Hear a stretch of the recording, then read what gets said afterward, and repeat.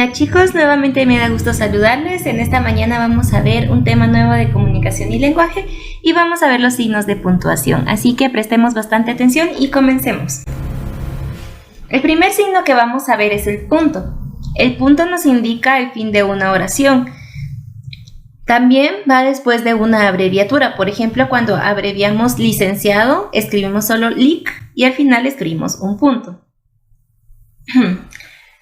Cuando indica el fin de una oración puede ser un punto y seguido, que separa oraciones que pertenecen a un mismo párrafo, o también puede ser un punto y aparte, que separa diferentes párrafos entre sí.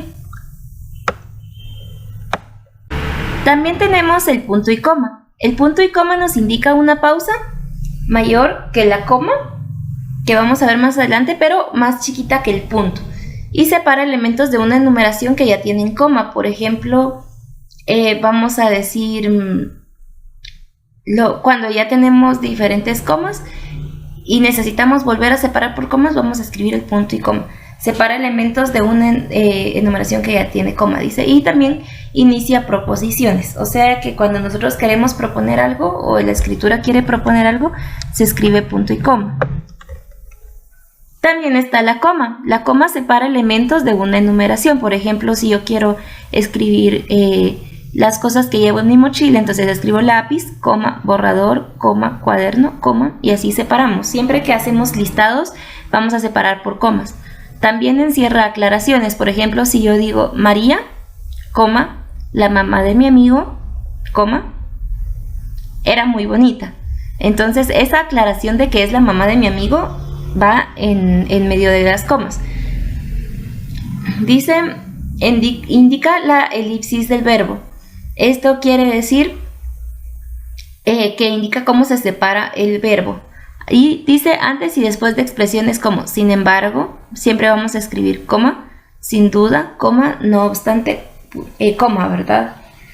Por ejemplo, yo estaba muy feliz, sin embargo, coma, este día no lo estaba, ¿verdad? Algo parecido. Entonces siempre después de sin embargo, después de sin duda, después de no obstante, incluso después de pero, se escribe coma.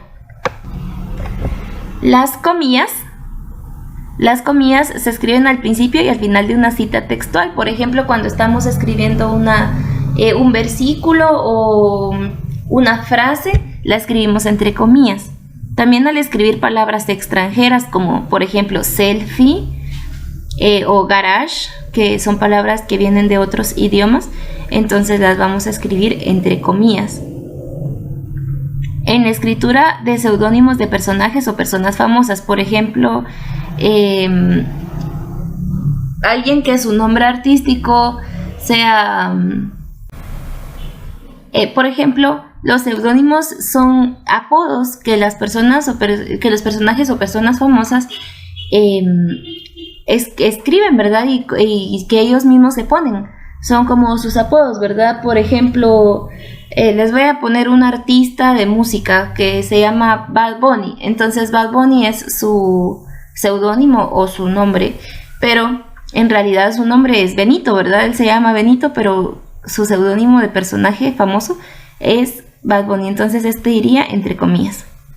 O por ejemplo, al citar el título de un cuento o de un capítulo de una novela o de un artículo, escribimos entre comillas la Caperucita Roja. O para destacar palabras que representan un concepto. También tenemos los paréntesis que se utilizan con la intención de realizar una aclaración dentro de ellos, ¿verdad? Volvemos al ejemplo de la mamá de mi amigo. María, entre paréntesis, la mamá de mi amigo. Esto aclara que es la mamá de mi amigo. Cerramos paréntesis. Es muy bonita. El guión o la raya de diálogo indica el cambio de interlocutor de un diálogo. Por ejemplo, mientras leemos un cuento puede ser cuando alguien habla, tiene un guión al inicio, entonces sería el guión cuando habla una persona y luego otro guión cuando habla una persona diferente, ¿verdad? Para eso nos sirven los guiones. Los signos de interrogación se escriben al principio y al final de las preguntas siempre. Por favor, no omitamos el primer signo de interrogación.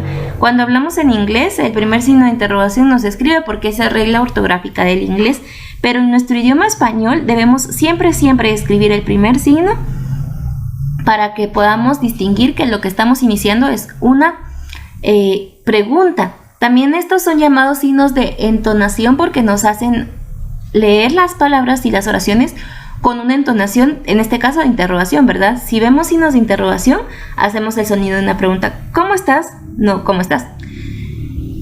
Sino, ¿cómo estás? Como una pregunta, hay que hacer la entonación. Al igual que los signos de exclamación o de admiración, que también indican la entonación de algo. En las oraciones exclamativas, o sea, cuando estamos muy alegres decimos felicitaciones. Entonces, estas oraciones que tienen una exclamación se escriben entre signos de exclamación. Lo mismo que con los de interrogación. Por favor, por favor, por favor, no olvidemos el signo que abre la oración de exclamación, el que tiene el puntito arriba. Es muy importante que siempre pongamos el primer signo.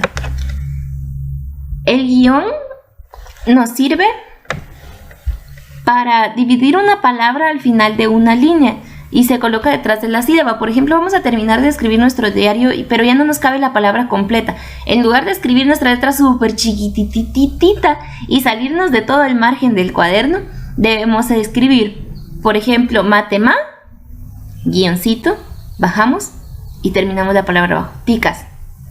¿De acuerdo?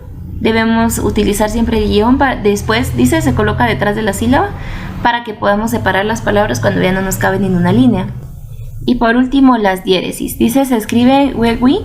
Las diéresis son los puntitos que van sobre la U cuando queremos que la U suene en una palabra. Por ejemplo, pingüino en lugar de pinguino. Debemos aprender a pronunciar bien las palabras cuando estamos escribiendo gegi o wegui. Bueno, chicos, así que esta ha sido toda la explicación sobre los signos de puntuación. Espero que la hayamos entendido bastante bien y pues que cualquier duda se pueda resolver más adelante. Les envío un abrazo grande y nos vemos en el próximo video. Bye bye.